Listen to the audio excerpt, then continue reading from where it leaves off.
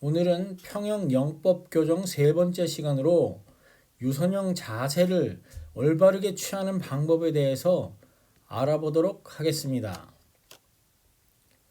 평형을 하려면 글라이드 자세를 완벽한 유선형 자세로 만들면 저항을 줄일 수 있다는 사실은 누구나 공감하고 있을 것입니다.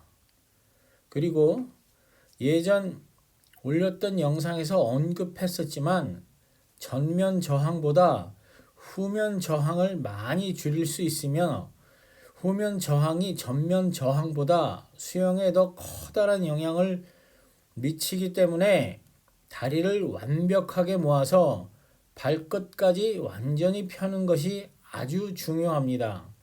다시 말하면 양팔을 완전히 펴서 붙이는 것보다 다리를 곧게 펴서 붙이는 것이 더욱 중요하다는 것입니다. 실제로 벽을 밀고 출발하면서 손과 다리를 벌리고 나가는 것을 시작으로 다리를 벌리고 손을 붙이고 손을 벌리고 다리를 붙이고 그리고 마지막으로 손과 발을 모두 모은 채로 어떤 자세가 더 멀리 가는지 벽을 밀고 가만히 기다리면 확인해 보면 손을 마주 잡고 다리를 벌리는 자세보다 손을 벌리고 다리를 붙이는 자세가 더 멀리 나가는 것을 확인할 수 있습니다. 기본적으로 유선형 자세가 노란 선을 따라서 이루어지고 있는 레베카 소니 선수처럼 만들어진다면 좋겠지만 그렇지 못한 경우가 더욱 많습니다. 그렇다면 어떤 기준을 가지고 유선형 자세를 만드는 것이 좋은 방법이겠습니까? 그것은 일단 팔은 잊어버리고 머리부터 발끝까지 몸통의 유선형 자세에 집중하는 것입니다. 그렇다면 몸통의 유선형 자세를 올바르게 취하는 것은 어려울까요? 절대로 그렇지 않습니다. 누구나 올바른 자세를 가질 수 있습니다. 생각보다 단순합니다. 똑바로 일어서서 뒤꿈치를 들고 발끝을 모아 서는 자세는 누구나 할 수 있습니다.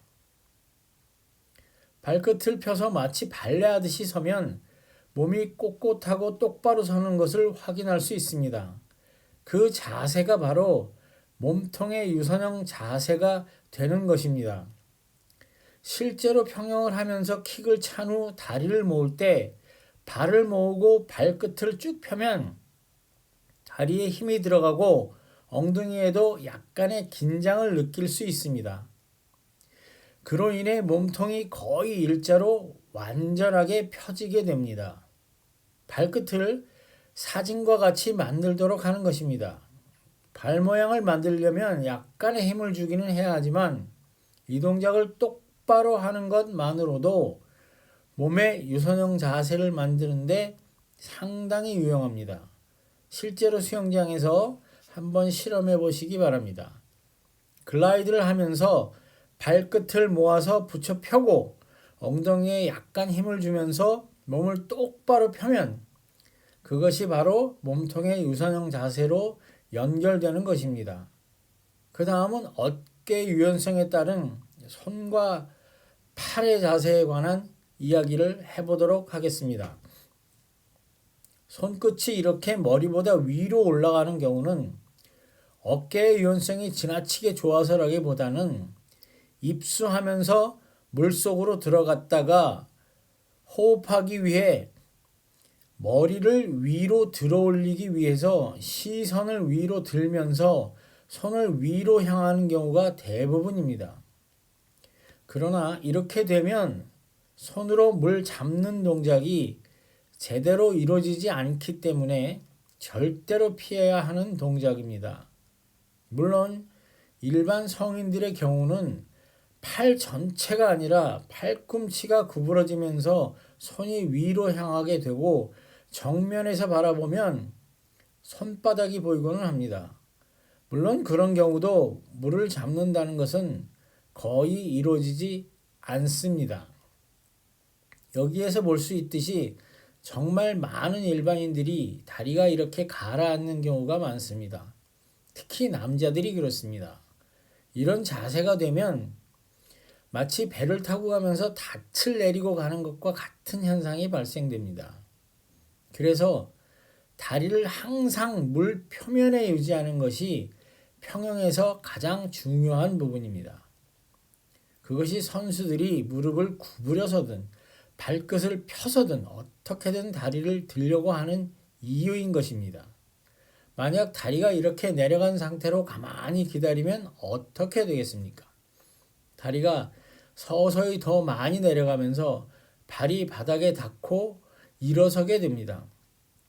즉, 수영을 하면서 자세가 이렇게 되면 지속적으로 몸을 뒤로 당기는 힘이 발생하기 때문에 결국 다리를 차고 팔을 돌리면서 발생되는 추진력을 상당 부분 없애버리기 때문에 결국은 스트로크당 진행거리인 DPS가 많이 줄어드는 결과를 만들게 됩니다.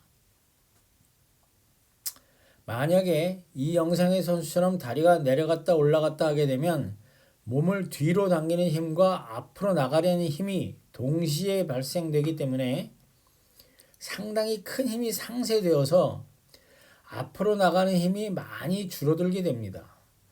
결국 스트로크 숫자가 많이 늘어나고 수영할 때 힘도 더 많이 들게 되며 스트로크를 빠르게 돌릴수록 저항은 더욱 커지게 되는 것입니다.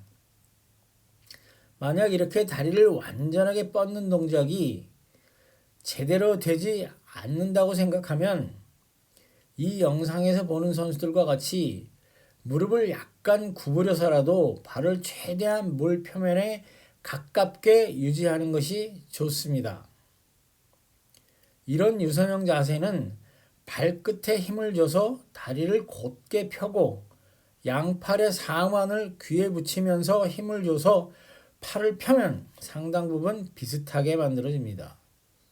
만약 어깨 유연성이 모자라서 도저히 이런 자세를 만들기 힘들다고 생각되면 팔을 억지로 분홍색 선과 같이 위로 뻗으려 하지 말고 노란색 선의 방향으로 아래로 뻗는 것이 좋습니다. 이렇게 뻗는 것은 예상보다 저항이 크지 않아서 글라이드에 크게 지장을 주지는 않습니다. 또한 물속 캐치 동작을 하는데도 훨씬 수월하게 동작을 만들 수 있는 장점이 있습니다. 요약해서 말하자면 평영의 글라이드를 하면서 발끝을 펴고 발레하듯이 몸에 힘을 주고 양팔의 상완을 귀에 쥐어짜듯이 붙여서 펴게 되면 일반적인 유선형 자세를 취할 수 있게 됩니다.